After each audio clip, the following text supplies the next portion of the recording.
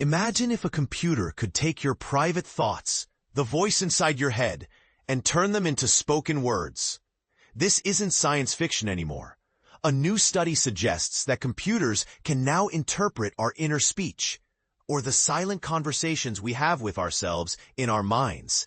And this breakthrough could revolutionize communication for people who are unable to speak. But here's where it gets controversial. Decoding this inner monologue is incredibly complex. And while the technology shows promise, it's still far from perfect.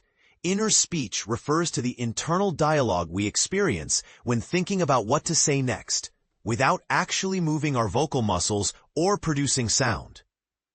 According to recently published research, computers can begin to decode this silent speech pattern in real time, potentially offering a new communication method for individuals with conditions such as amyotrophic lateral sclerosis, ALS, or brainstem stroke who struggle with muscle control involved in speaking.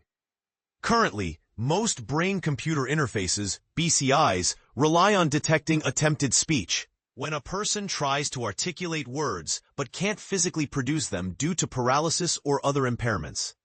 This method captures the brain signals related to the attempt to speak, but it has limitations, especially for those who have little control over their speaking muscles.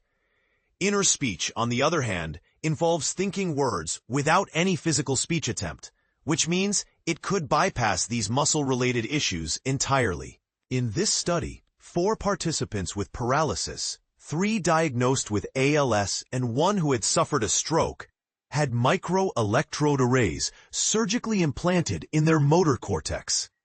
This area of the brain controls movement, including speech production. By recording the brain's electrical activity while participants silently rehearsed sentences displayed on a screen, researchers trained artificial intelligence models to recognize patterns corresponding to inner speech. Their AI system achieved up to 74% accuracy in decoding sentences from a vast vocabulary of 125,000 words, marking a significant milestone in this area of research. This accomplishment offers a compelling glimpse into how the brain processes both internal words and spoken language. Aaron Kunz, a neuroengineer involved in the study, highlighted the importance of this breakthrough. It's the first time we've visualized what brain activity looks like when someone only thinks about speaking, she said. This could open a new chapter in assistive technology, providing people with severe speech and motor impairments the ability to communicate in ways previously thought impossible. However, this achievement invites debate. Some neuroscientists express caution. Is the technology truly decoding inner speech? Or might it be capturing faint physical movements that went undetected? Mariska van Steensel, an expert in the field, pointed out that without more sensitive movement-detecting tools, it's difficult to confirm whether the signals represent pure thought or subtle muscle activity. This raises a fundamental scientific question.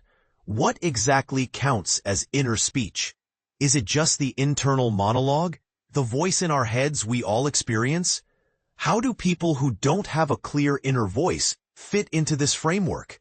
Moreover, the accuracy of decoding inner speech remains lower than that of attempted speech.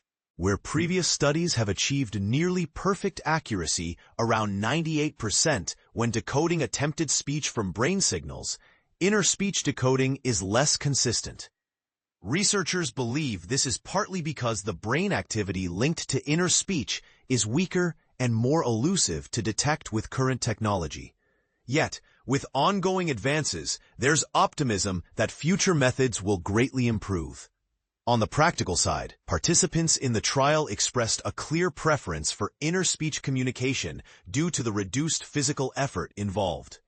This could mean faster, more fluid conversations for users, offering a smoother alternative to laboring over each word when muscles won't cooperate, a situation familiar to those with dysarthric speech.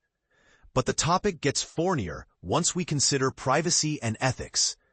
If technology can read our inner thoughts without speech or movement, How do we protect the sanctity of our private minds?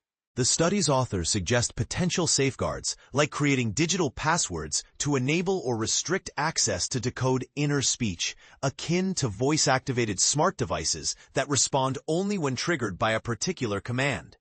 Vikash Gilja, chief scientific officer at Paradromics, emphasized how critical these privacy measures are, expressing excitement for the research, but also warning that without strong controls, unlocking inner speech could expose individuals to unprecedented invasions of mental privacy. Patient advocates share this concern, underscoring the importance of ensuring that advances in neural communication do not come at the cost of personal security. Despite these challenges, researchers are eager to bring inner speech decoding into clinical trials and commercial applications. Gilja sees this development as a game-changer that moves beyond theoretical possibilities to something tangible and practical across diverse users. This breakthrough pushes the boundaries of how we understand thought, speech, and technology, but it also raises thorny questions for society. Are we ready to share our most private thoughts with machines? How should this technology be regulated? And who decides when it's ethical to decode internal monologues?